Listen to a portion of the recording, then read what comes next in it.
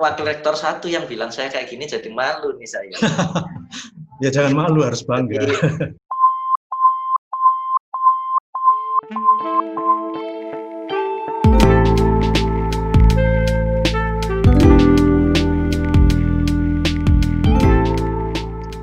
Halo, selamat pagi. Buat yang sudah tersesat di channel ini, ya, para hadirin dan para hadirat.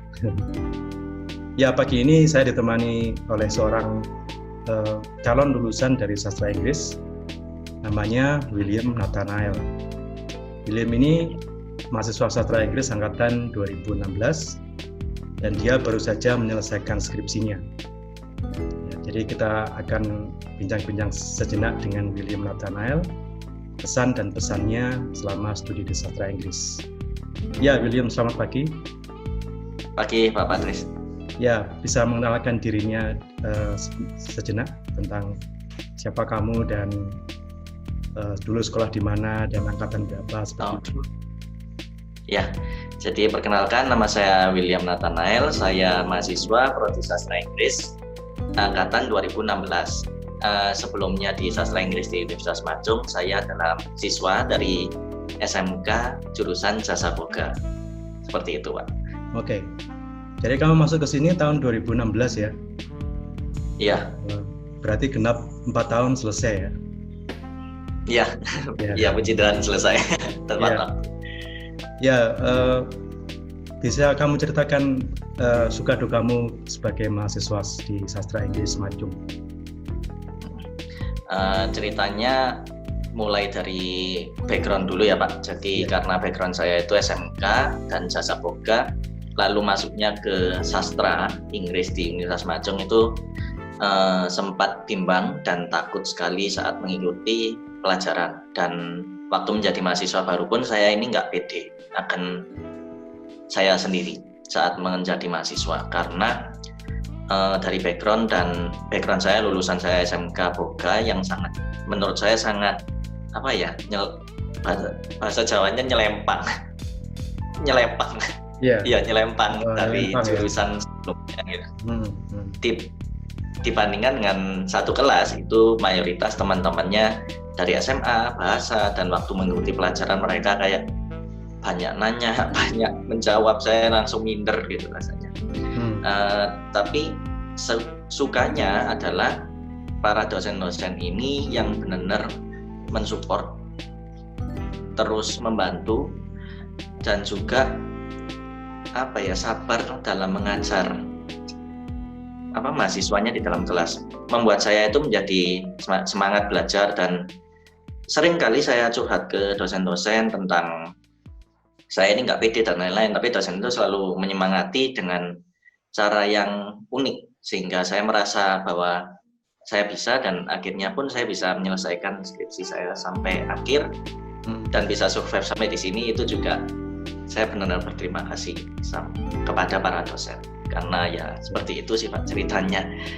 Lebih tepatnya kayak gitu. Ya, terima kasih kembali. Karena kalau terima kasih maka jawabannya terima kasih kembali.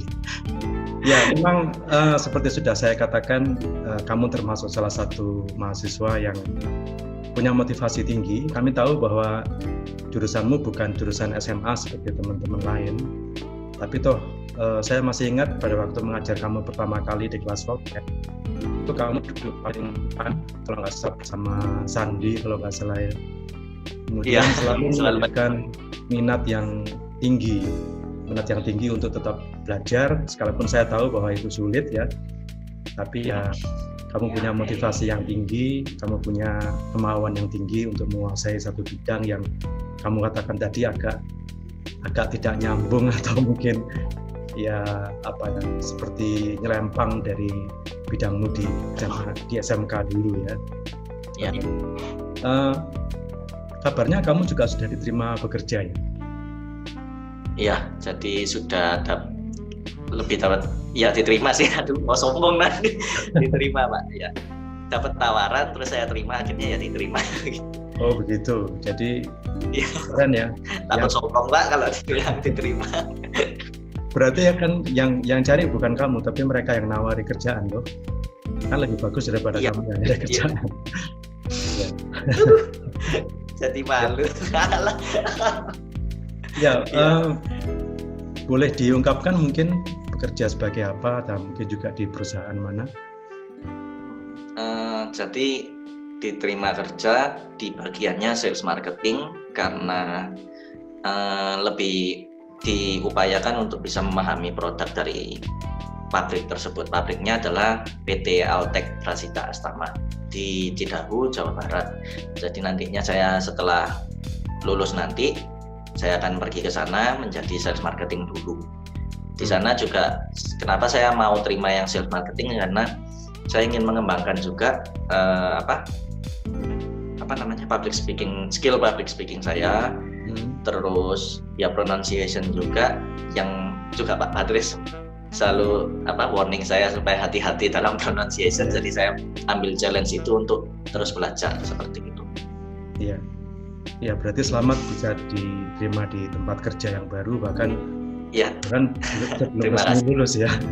Sebelum resmi lulus. Iya. Nah, kalau boleh ceritakan tentang pembuatan skripsimu, Will. Saya akan sebagai pembimbing pertama, jadi saya tahu apa yang sudah kamu lakukan di skripsi, mungkin bisa dibagikan kepada para hadirin sekalian suka duka menulis skripsi di Madu. Mungkin cerita dari awal topiknya dulu Pak, yang kenapa saya ambil topik tersebut. Ya, boleh. Jadi topiknya adalah tentang minat baca atau kebiasaan membaca yang mempengaruhi perilaku seorang siswa atau mempengaruhi ke dalam akademik performance. Bahasa Indonesianya apa? Saya lupa. Jadi kemampuan akademis. Iya, kemampuan akademik. Jadi minat baca yang mempengaruhi kemampuan akademik seorang siswa. Kenapa saya ambil topik itu? Karena ini juga berdasarkan latar belakang saya pribadi, background saya pribadi yang dimana waktu masih SMK, boga itu pemikiran saya sangat-sangat sempit, yang dimana saya hanya memikirkan tentang culinary, how to be a good chef, how to be a good cook, kayak gitu aja. Jadi menurut saya cukup saya bisa memasak, sudah selesai seperti itu. Dan waktu saya kuliah di Macung dengan benar-benar ranah yang berbeda, saya merasakan bahwa membaca itu memberikan banyak sekali benefit ke dalam diri kita. Mulai dari general knowledge bertambah, terus kepribadian juga kita bisa lebih fleksibel menanggapi orang-orang. Karena zaman sekarang apalagi banyak yang namanya hoax dan lain-lain, itu juga melatih critical thinking kita dengan sesimpelnya yaitu membaca. Dan saya juga berubah semenjak kuliah di Macung itu benar-benar berubah menjadi suka membaca. Nah, topik inilah yang saya ambil ke dalam skripsi karena berdasarkan buku yang saya baca juga, bukunya dari Pak Patris juga, ya meneliti itu tidak sulit. Mengambil topik itu adalah mengambil permasalahan yang ada di sekitar kita, lingkungan sekitar kita, yang berarti kita curious, kita penasaran akan permasalahan tersebut seperti itu. Sehingga saya mengambil topiknya skripsi yaitu topik itu yang berdasarkan pengalaman saya pribadi. Dan penulisannya, prosesnya, semuanya itu juga benar-benar lancar karena dibantu oleh para dosen sekalian, terutama Pak Patris yang benar membantu saya, yang dimana seperti kan Pak Patris tadi, saya kan bukan mahasiswa yang bagus di akademik, tetapi saya mau belajar dan terus mengerjakannya sampai mungkin Pak Patrisnya sampai bosan ya. Saya kesel gitu Pak saya. Ya anak kok nggak pinter-pinter deh ya. Ya enggak, itu peluang buat saya untuk mengamalkan ilmu yang saya punya juga kan. Ya, saya juga karena topikmu itu membuat saya jadi belajar lagi atau membaca lagi tentang statistik dan sebagainya. Jadi ya sama-sama saling menguntungkan lah. Ya seperti itu sih ceritanya saat mengerjakan skripsi. Jadi merasa keberatan atau tidak, jujur tidak keberatan sama sekali karena terbantu banget oleh para dosen pembimbing. Gitu. Dulu kamu juga pernah sebagai ketua BPMU ya? BPM? Iya, jadi organisasi. Ya.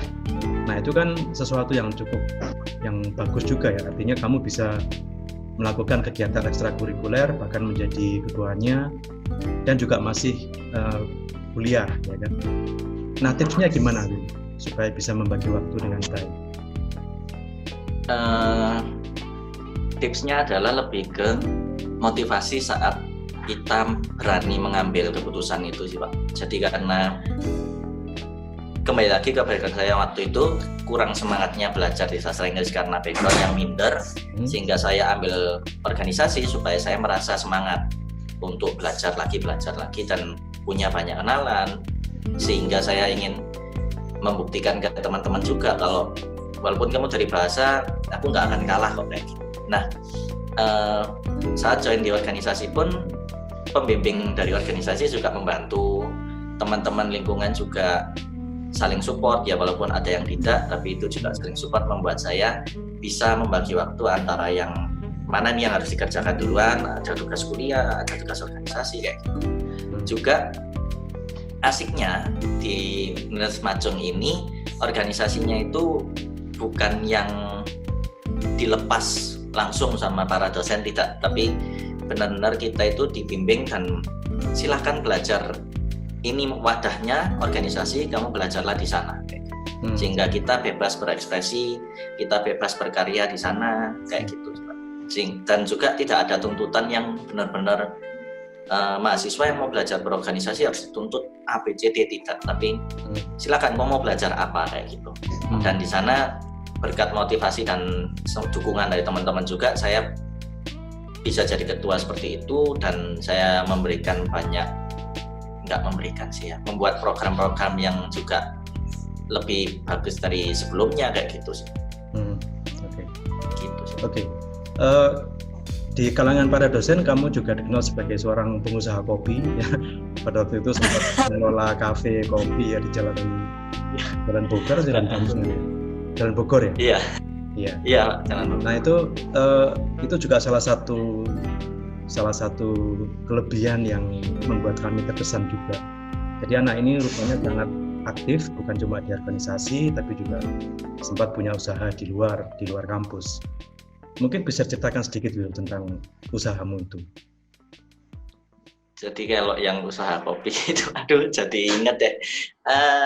Lebih ke karena ini, waktu masih berorganisasi, terus saya sering main sama teman-teman, terus sempat boomingnya kopi itu. Salah satu teman saya yang dari SMK juga itu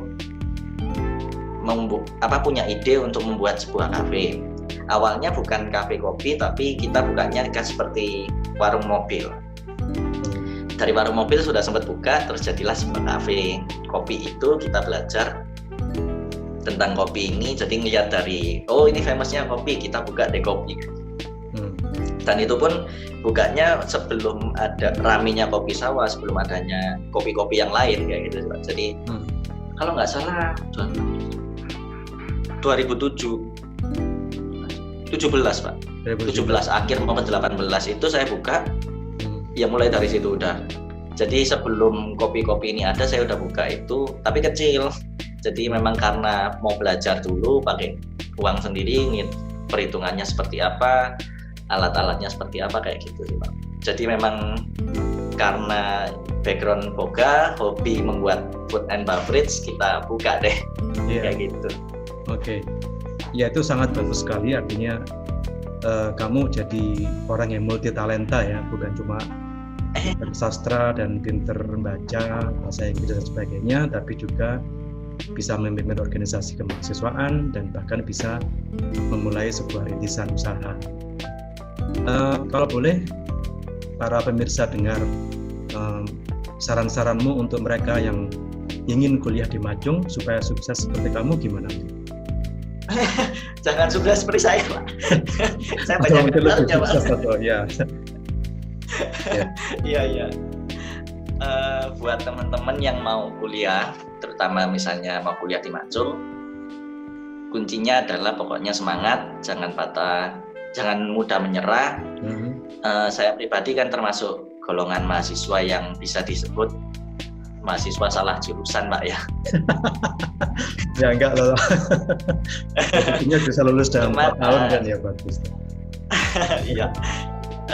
Saya sering kok lihat videonya si Najwa Shihab yang bilang jangan patah semangat buat teman-teman yang merasa salah jurusan, jangan patah semangat buat yang tidak semangat belajar di jurusannya dan lain-lain kayak gitu. Si Mary Riana juga sempat bilang berorganisasilah dan belajarlah saat atau selagi kalian menjadi mahasiswa, karena disitulah level terakhir kalian menjadi seorang siswa kayak gitu. Nah, membuat saya semangat untuk berarti saat kita sudah ada di university itu waktunya kita mau kita jungkir balik, mau kita menyelam, melompat, semuanya kita lakukan. Ekspresikan diri, explore lagi terus dan terus supaya kita bisa menemukan potensi diri kita ini apa saat ada di universitas. Terutama di Universitas Majung juga benar-benar saya merasakan gimana kita bisa bebas berekspresi itu tadi. Memang setiap peraturan kampus ada, cuman menurut saya benar-benar Majung ini memberi kita kebebasan untuk kita berkreasi, berekspresi melalui karya, melalui apapun itu, bisa dari akademik, non-akademik, dan lainnya. Karena Majung benar-benar menghargai kerja keras kita, termasuk dalam 12 nilai Majung, Pak, ya, meritokratik lah. Meritokratik, ya. Gitu. Nah, ada 12 nilai Majung juga itu yang kerasa banget, kayak nggak bisa saya jelaskan nih, Pak. Lebih ke saya terima kasih ke Universitas Majung karena benar-benar membuat saya bisa jadi seperti ini kayak gitu. Oke. Ya, memang di Majung kan ada 12 nilai Majung itu yang rupanya juga sudah kamu alami ya, dan itu sudah menjadi satu hal yang ikut menempa pribadimu sebagai seorang mahasiswa dan sekarang sebagai lulusan dari Majung yang siap berkiprah di dunia kerja gitu ya. Ya. Ya, terus terang saya pilih sebagai subjek wawancara karena kamu adalah salah satu contoh orang muda yang tidak mementingkan dunia akademik, interpersonal, kegiatan, kreativitas, keberanian untuk mengambil resiko. Itu semua itu kami lihat, atau setidaknya saya lihat pada diri kamu itu ada. Dan ya, terima kasih sekali William Nathanael sudah mau berbagi dengan saya dan juga untuk para pendengar pemirsa sekalian. Kira-kira bisa mendapatkan gambaran ya bagaimana kuliah di Majung dan bagaimana sukses di Majung. Sebenarnya bahkan sebelum menerima ijazah pun sudah diterima bekerja. Jadi mantap, benar. Yang masa tunggu kerja 0 bulan itu benar-benar ya, Pak. Benar ada berarti ya, bukan cuma benar ada. Bukan cuma lip service saja, tapi memang buktikan bahwa salah satunya William ini bahkan sebelum resmi lulus pun dia sudah diterima bekerja di sebuah perusahaan. Ya, baik William. Ya, ada lagi? Kayak yang Pak Patis bilang sih, kalau ya kita mau membantu, tapi kalau si mahasiswanya nggak mau berubah, ya seperti itulah, kita harus saling sama-sama semangat, sama-sama saling membantu, dan itu membuahkan hasil yang bagus. Ya, betul. Wakil rektor 1 yang bilang saya kayak gini jadi malu nih saya. Ya jangan malu, harus bangga. Besar nih kepala ini nanti. Ya. Baik William, saya kira cukup sekian. Terima kasih banyak untuk sharingnya, untuk kesediaannya wawancara dalam waktu yang mendadak ini. Salam sukses untuk masa depanmu selepas kehidupan kampus. Oke, selamat pagi dan selamat beraktivitas di akhir pekan. Terima kasih. Ya. Bye. Bapak.